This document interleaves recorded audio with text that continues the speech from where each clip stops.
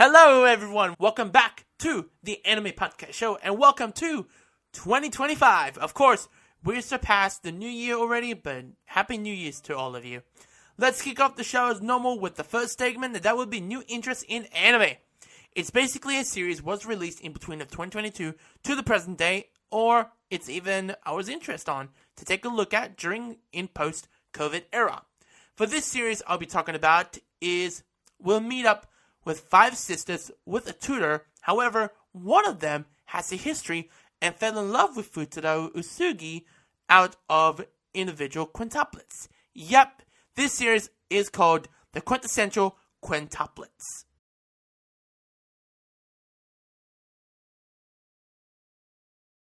The fan favorite harem romance manga series begun in 2017, been written by Nagi Hiruba. This has different names such as 5 Equal Brides or 5/5 Bride or Brides. It was serialized by Kodansha Weekly Shonen Magazine from August 2017 to February 2020 for over 14 volumes. In the international side, it released in English by Kodansha USA. After that, it became a massive hit, and the fandom has a favorite quintuplet sister. Mine is my girl, Miku. Then 2 is Nino, originally was 4th, but after watching the series, it's 2. Then 3 is Itsuki, originally was 2. Then Ichika was originally 3, but then, of course, she's down in the bottom. With, finally, sorry y'all, the last girl, it's Yotsuba. I get it. With her part of the series, it was discovered in the movie. I know. So, Miku's 1, 2 Nino, 3 Itsuki, 4 Ichika, and then 5 Yotsuba. Now, let's talk about the anime.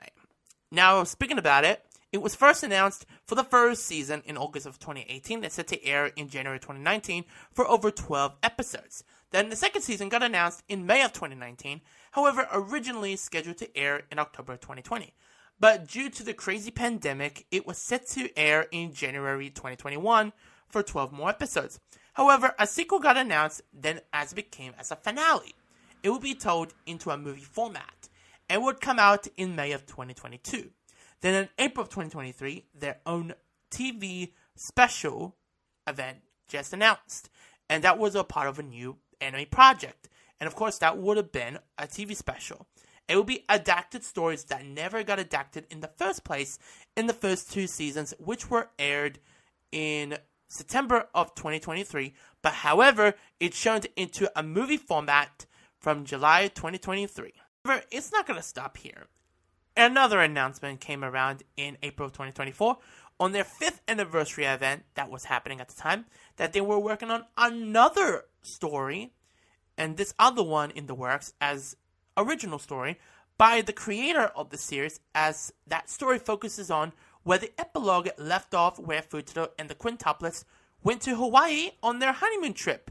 So by the time this video comes out, we'll possibly got the dub by that point, or maybe we got both, or maybe both of these specials are on Crunchyroll. I know the first one's on Crunchyroll, but I don't know if the second did, because I'm recording this in September of 2024, and don't know if it did came out. But I know as I'm recording this, it's already premiered in Japan. That was recently, a couple of days ago, and I know it became a success, and there you go. So speaking about the dub, it was dubbed by Funimation, then later will be Crunchyroll. Of course, with the first 2 seasons and a movie, by the time this episode comes out, like I just mentioned, hope we get the both dubs for the 2023, and maybe we'll get the honeymoon one, like I just mentioned. Anyway, what was my interest with the Quintuplet series anyway? It all began with the announcement for the Australian release for the Quintuplet film. And I was liking with my interest, and of course, usually I watch anime before the movie comes out, say what's the premise, what's the lore about it, and that was it. But for this film, I decided to watch the film first and to see the full context, and little to understand with the storytelling, and back then didn't know much about the series, the characters, and what's their relationship is. So when I walked into the cinema and when I bought my ticket, got the whole room to myself, to be honest. And 20 minutes into the film, it fleshed me out of who the characters and the story itself. By the time when I finished the film, I had straight away got home and watched the series, and it took me about 2 days to watch it, and I said, I want to see it again. So, got to see it for the second time, then watched the series again, and then the third time as a charm came around, and of course, for all the screenings I went was only for 1 fucking week. So I went on the Friday, then the following Monday, and then the final day was on Wednesday. And mostly we're all English. So that is good. After that, watched the series over and over and over and over again because I love the characters and the story is so good. Until tragedy came just 2 days before Christmas 2022. I lost a family member of mine and it was so sad, and this show helped me during that time, so I'd watched the series over and over again until I'd stopped watching it by the end of February of 2023 until the announcement came for the continuation as a special came along. So I'd waited for that special and I thought this would be the end. Well, not really, because I thought the adapting all the stuff that they didn't done for the first 2 seasons, I thought they're gonna do something different, but they adapt everything, so I was like, oh, possibly it's finished. Nope. 2024, last year, was the honeymoon special. So I was like, okay. And I hope that is it. Or maybe they're going to do another movie. Or maybe they're going to do another, I don't know, maybe do a remake of Quintuplets. I don't know. I don't know what they got in the pipeline. So, I don't know. So that was my interest with the Quintuplet series. Now let's move on to the next segment, and that will be Topic of the Week. For this one, we will talk about going to school in anime of shows that was based on school grounds. This time will be a top 10. So let's start it off in the top 10 list with a sad one here, and that would be Your Lie in April. How can we relate in the school grounds? Well, we can relate to those of a relationship between the characters, and their experiences can be related to school life through themes of personal growth, overcoming challenges, and the impact of supportive relationships. Just like students navigating their academic and social lives, the characters in the anime grapple with their own struggles, find inspiration from those around them, strive to overcome obstacles in their own paths. Then to number 9, this next one would like to be mentioned. It would be when you're in between in a friendship and a romance anime, and that series is called Lovely Complex. The dynamics between the characters can be related to school life through themes of friendship, self-discovery, and the challenges of fitting in, just as students deal with issues of self-esteem and social acceptance. The characters in the anime navigate their own insecurities, relationships, and personal growth while trying to find their place in the school environment. Now to the next one is you will have head heels with your childhood friend for a long time and had no feelings for Tomo-chan is a girl.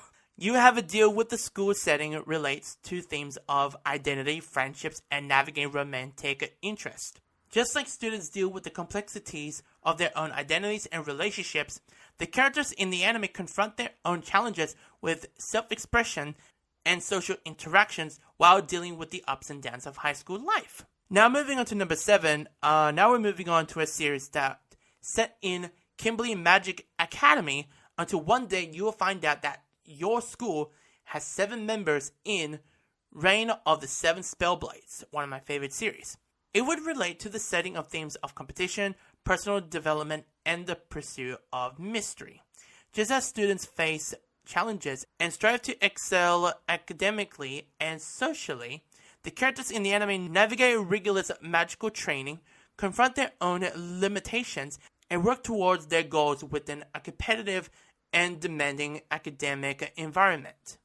Then to number 6, we're going to move on when you head off to a high school superhero academy in My Hero Academia.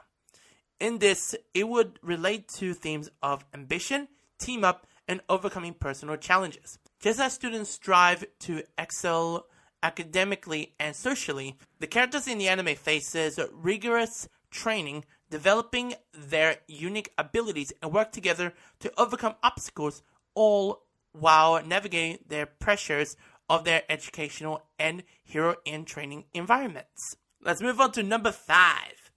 You go to school with sorcerers in Jujutsu Kaisen. The students have to deal with their own challenges and strive to succeed academically and socially. The characters in the anime confront supernatural threats, develop their skills, and build strong bonds with their peers while navigating the intense environment of their school for jujutsu sorcerers. This next one in number 4, you go to school with Exorcist and fight with demons for Blue Exorcist. It would set the stage of students faces the pressure of academic and social life. The characters in the anime grapple with their own identities, confront rivalries, and work on their skills while training at a school for exorcists, all while dealing with the complexities of their supernatural responsibilities. Now moving on to number 3, with when you fall in love with a person diagnosed puberty syndrome in Rascal Does Not Dream of Bunny Girl Senpai.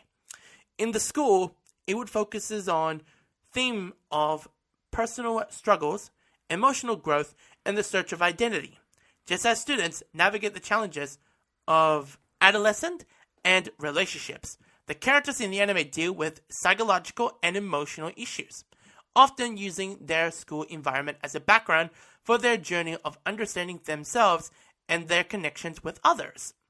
Then number 2, we're going to move on with this one. This one, I'm going to talk about one of my favorite series is You Set the Stage at a Music Club in K-On!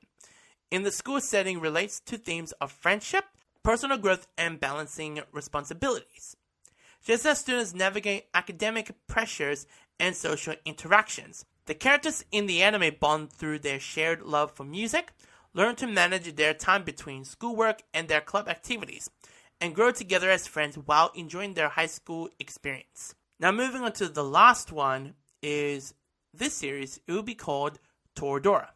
It was set in the school grounds, relates to themes of personal growth, complex relationships, and overcoming social challenges, just as students navigate their academic responsibilities and social dynamics.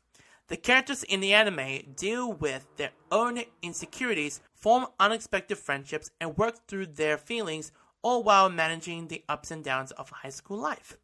So that is it for the topic of the week segment on school in anime. Let's move on to the last segment, and that will be anime interest into from 2017 to 2020. This is about shows I got into right before the crazy pandemic happened. The next series I got into after Trigun, it'll be, like I said, be around the same time with Yu Yu Hakusho, Rurouni Kenshin, and Trigun, and this series would be called Blue Exorcist. So Blue Exorcist, damn, what a series. Of course, being one of my favorites around that time. Anyway, what was my interest when I got into it? So, like I said, 2019, looking at the Toonami history, so very surprised, and looking at the casting of the dub, and got me excited, and so I took a crack at it, and oh my gosh, it's actually really good. The first season was not too bad, but however, it got bad throughout until we get to the filler stuff, so I have to say that. But I know people got their own opinions, so deal with it. But when season 2 came, I was a little worried first, but somehow with the Kyoto Saga, it was great. Now it got me excited for the 3rd season, and that means we'll have to wait for another couple more years. Until in Jump Festa 2023, in December 2022, announced a new project for Blue Exorcist is coming. Apparently, it would not have been official until Jump Festa 2024 in December 2023, as the 3rd season is officially happening. And after that, it came out in January last year, 2024. Then watch the 3rd season every week. It gets me excited each time, with twists and turns with Rin and the rest of our characters. Then they announced for the 2nd half. Not only a 3rd half gets announced later from Anime Expo, but the 2nd half would come out in October 2024. And the 3rd half would come out in January 2025. I think it'll be halfway when this video comes out. So hoping season 4 gets announced, or maybe another movie comes along in the future. So that is it with my interest of anime series I got into from 2017 to 2020. And of course, that is it for the end of the podcast. So what a good way to kick off 2025 And I got plenty of more shows I'm going to talk about throughout this year. Until next time, don't forget to comment, give a like, subscribe to the channel, and make sure to hit the notification bell. And I think that's all from me. Oh, yep. Laters.